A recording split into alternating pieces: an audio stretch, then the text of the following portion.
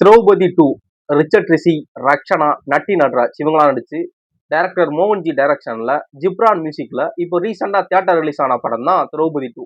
இந்த படத்தோட ஸ்டோரி என்ன அப்படின்னா, வணக்கம், நான் ஆனந்த். ஸ்டோரி பாத்தீங்க அப்படின்னா, அந்த திரௌபதி ஒன் எங்க முடிஞ்சு அந்த இடத்துல அந்த படம் ஸ்டார்ட் ஆகுது.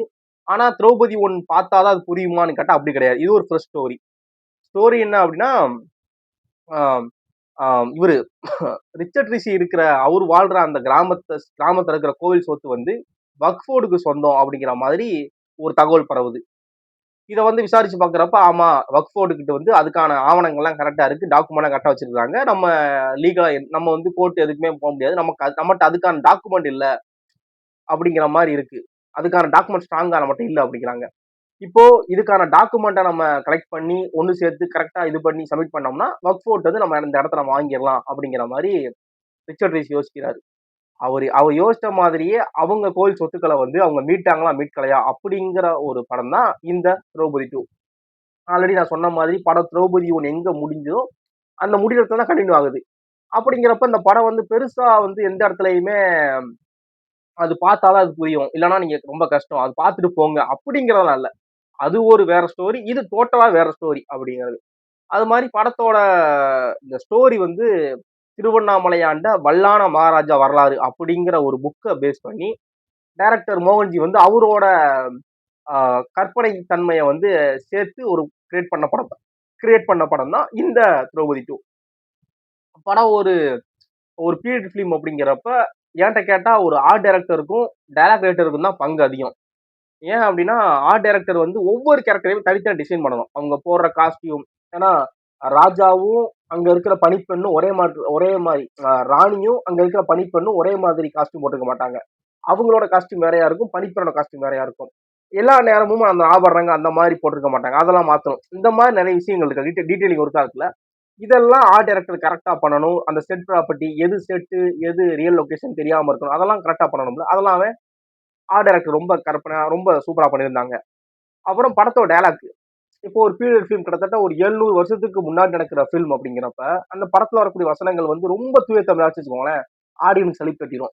எந்த இடத்துலயுமே நமக்கு என்ன நடக்குது என்னன்னே புரியாது, நமக்கே ஒரு எரிச்சல் வந்துடும். அது இல்லாம நமக்கும் புரியணும், அந்த தமிழும் வந்து தூய தமிழா நமக்கு புரியுற ஒரு தமிழா இருக்கணும் அப்படிங்கிற விஷயம் இருக்குல்ல. அதையுமே படத்தோட டைலாக் ரைட்டர் ரொம்ப கச்சிதமா பண்ணியிருந்தாரு. படம் வந்து இவங்களுக்கு என்ன பட்ஜெட் கொடுத்துருப்பாங்களோ அந்த பட்ஜெட்டுக்கு ஏற்ற படமா இருந்துச்சு. படத்தோட ஸ்கிரீன் பிளே வந்து ரொம்ப ஆடியன்ஸை வந்து சீட்லயே கட்டி போட்ட இது அப்படிலாம் கிடையாது. படத்துக்குள்ள நிறைய சஸ்பென்ஸ்லாம் இருக்கு, நிறைய படம் நிறைய சைட்ல டைவர்ட் ஆகுது. படம் வந்து நிறைய ட்விஸ்ட் அண்ட் டர்ன்ஸ்லாம் கொஞ்சம் கூட கெஸ் பண்ண முடியாத ட்விஸ்ட் அண்ட் டர்ன்ஸ் படத்துல இருக்கு, அதுல டவுட் இல்ல. ஆனா அது அந்த ஸ்கிரீன் பிளே வந்து ஆடியன்ஸை ரொம்ப என்கேஜா ஃபர்ஸ்ட்ல இருந்து லாஸ்ட்ல வரைக்கும் அப்படி கிரிப்பா உட்கார வைக்கிறான்னு கேட்டா அது கிடையாது. நிறைய இடங்கள்ல நம்ம போன் எடுத்து பார்க்க ஆரம்பிச்சிருவோம், நமக்கு பிடிச்சி சரி வாய்ஸ் சொல்லி போன் பார்க்க அப்படிலாம் மைண்ட் செட் போயிருது. என்ன ஒரு பிரச்சனை அப்படின்னா, அப்படி பார்த்துட்டோம்னா நமக்கு தான் பெரிய பிரச்சனை. அதுக்கடுத்து படத்துல என்ன போயிட்டு இருக்குன்னு தெரியும், கரெக்டா சொல்ல முடியாது. ஏன்னா படத்துல வந்து நிறைய முஸ்லீம் மன்னர்கள் பேர்லாம் சொல்றாங்க அப்படிங்கிறப்ப அவங்க பேர் நமக்கு நிறைய இடங்கள்ல மறக்க சான்ஸ் இருக்கு. இது யாரு அப்படிங்கிற மாதிரி, எதுக்கு இவரை கொள்றாரு, எதுக்கு இந்த இந்த கேரக்டர் உள்ள வந்துச்சு அப்படிங்கிற மாதிரி கொஞ்சம் நமக்கு குழம்பி போக சான்ஸ் இருக்கு. அப்படிங்கிறப்ப படம் பார்க்கணும் போயிட்டீங்க அப்படின்னா பொறுத்துக்கிட்டு ஃபுல்லாத்தையும் உட்காந்து மெதுவா போன் நோண்டாம பாக்குறது தான் கரெக்ட், அப்பதான் புரியும். ஆனா இடையில ஏதாச்சும் மிஸ் பண்ணிட்டீங்கன்னா அவ்வளவுதான், டோட்டலா கொலாப்ஸ் ஆகிற சான்ஸ் இருக்கு. அப்புறம் படத்தோட சாங்ஸ் பாத்தீங்க அப்படின்னா எம்கோனே ஓகே, மத்த எந்த பாட்டுமே பெருசா கனெக்ட் ஆகல. ஃபர்ஸ்ட் டைம் கேட்கறப்ப மேபி திரும்ப திரும்ப கேட்டா வேணா கனெக்ட் ஆகலாம், அது ஆடியன்ஸோட ஒருத்தரை பொறுத்து. ஃபர்ஸ்ட் டைம் பாக்குறப்ப எந்த இடத்துலயும் கனெக்ட் இல்ல. அந்த எம்கோனே பாட்டுலயுமே அந்த ஒரு பிரச்சனை வந்துச்சு. அவங்க சின்மயி வந்து இந்த பாட்டு பாடிக்கூடாதுன்னு சொல்லி ஒரு ஒரு கான்ட்ரோவர்சி கிரியேட் பண்ணாங்களா, அதுமே அந்த வாய்ஸை மாத்திட்டாங்க நினைக்கிறேன். கேட்கிறப்ப சின்மயி வாய்ஸ் மாதிரி இல்ல அந்த பாட்டு.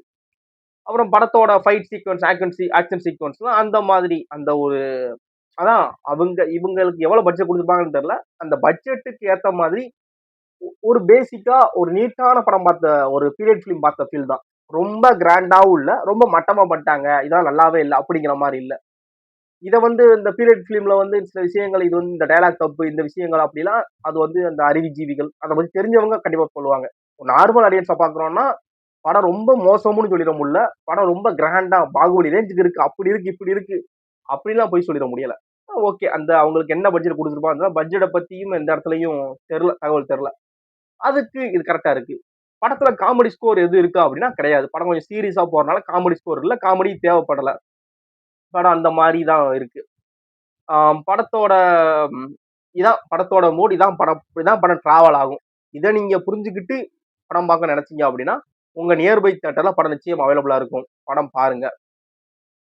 உங்களுக்கு இந்த படம் பிடிச்சுச்சா, பிடிக்கலையா அப்படிங்கிறதையும், இந்த படம் நான் பார்த்திருந்தேன். இதுல ஒரு விஷயம் தப்பா இருக்கு ப்ரோ அப்படின்னு சொல்லி உங்களுக்கு ஏதாவது தகவல் தெரிஞ்சா, ஏன்னா படத்துல வந்து கில்ஜி, துக்ளக் இந்த மாரிலாம் காட்டுறாங்க. அப்படிங்கிறப்ப, அ இது வந்து கொஞ்சம் பார்க்கிறப்ப இது எந்த அளவுக்கு கரெக்ட் அப்படிங்கிற மாரி தெரியல. இன்னொன்னு நம்ம ஏதாவது தப்பு சொன்னோம்னா, என்னோட கற்பனைன்னு சொல்லி கூட டைரக்டர் அழகா சொல்லிறலாம் ஈஸியா. உங்களுக்கு ஏதாவது தப்பா இருந்துச்சு, ஏதாவது இந்த விஷயம் தவறா இருக்கு அப்படிங்கிற மாரி ஏதாவது ஃபீல் பண்ணீங்கன்னா சொல்லுங்க. ஏதாவது இந்த புக் படிக்கிற ஆட்கள், நான் உங்களுக்கு தான் இந்த விஷயங்கள்லாம் தெரியும். அப்படி எதுவும் இருந்துச்சுன்னா சொல்லுங்க.